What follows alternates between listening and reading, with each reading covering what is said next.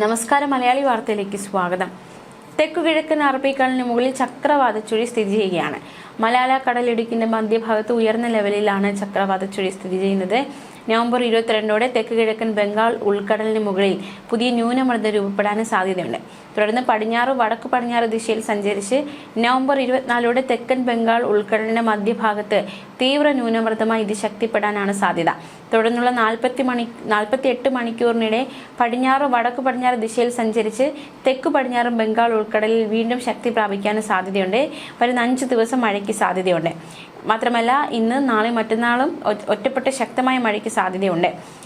24-ാം തീയതി വരെ ഇടിമിന്നലിനും സാധ്യതയുണ്ട്. കേന്ദ്ര കാലാവസ്ഥാ വകുപ്പാണ് മുന്നറിയിപ്പ് നൽകിയിരിക്കുന്നത്. ഇന്ന് തിരുവനന്തപുരം, കൊല്ലം, പത്തനംതിട്ട, ആലപ്പുഴ, കോട്ടയം, ഇടുക്കി, എറണാകുളം, കോഴിക്കോട് ജില്ലകളിൽ മഴ മുന്നറിയിപ്പുണ്ട്. നാളെ തിരുവനന്തപുരം, പത്തനംതിട്ട, കോട്ടയം, ഇടുക്കി ജില്ലകളും മറ്റന്നാൾ തിരുവനന്തപുരം, കൊല്ലം, പത്തനംതിട്ട, ആലപ്പുഴ, കോട്ടയം, ഇടുക്കി, എറണാകുളം ജില്ലകളുമാണ് മഞ്ഞ അലർട്ട് പ്രഖ്യാപിച്ചിരിക്കുന്നത്. ഒറ്റപ്പെട്ട ശക്തമായ മഴയ്ക്കുള്ള സാധ്യതയാണ് പ്രവചിക്കപ്പെട്ടിരിക്കുന്നത്. 24 മണിക്കൂറിൽ 64.5 മില്ലിമീറ്റർ മുതൽ 115.5 മില്ലിമീറ്റർ വരെ മഴ കിട്ടുന്ന സാഹചര്യത്തെയാണ് ശക്തമായ മഴ എന്നതുകൊണ്ട് കേന്ദ്ര കാലാവസ്ഥാ വകുപ്പ് അർത്ഥമാക്കുന്നത്.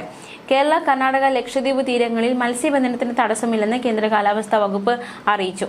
ഇന്ന് ആൻഡമാൻ കടലിൽ മണിക്കൂറിൽ 45 മുതൽ 55 കിലോമീറ്റർ വരെയും ചില അവസരങ്ങളിൽ 65 കിലോമീറ്റർ വരെ വേഗതയിൽ ശക്തമായ കാറ്റിനും മോശം കാലാവസ്ഥയ്ക്കും സാധ്യതയുണ്ട്.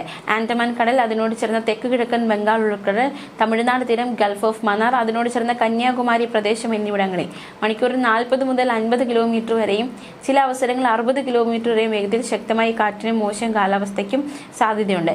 കൂടാതെ നാളെയും മറ്റന്നാളും തെക്കൻ ആൻഡമാൻ കടൽ, അതിനോട് ചേർന്ന തെക്ക് കിഴക്കൻ ബംഗാൾ ഉൾക്കടൽ എന്നിവിടങ്ങളും മണിക്കൂറിൽ 45 മുതൽ 55 കിലോമീറ്റർ വരെയും ചില അവസരങ്ങളിൽ 65 കിലോമീറ്റർ വരെ വേഗതയിൽ ശക്തമായ കാറ്റിനും മോശം കാലാവസ്ഥയ്ക്ക് സാധ്യതയുണ്ട്.